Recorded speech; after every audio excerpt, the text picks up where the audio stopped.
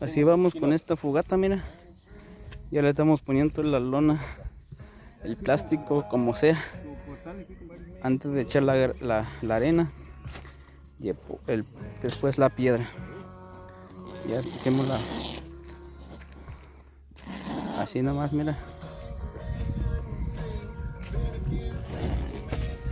Así llevamos y ya vamos a comenzar después del lunch. Vamos a comenzar a ponerle la piedra y a ver cómo nos queda. Lo bueno es que el cliente está contento y eso es lo principal. Y ya lo demás es lo de menos. Ahí estamos. Salud. Espero que se encuentre bien y luego nos vemos. Ánimo.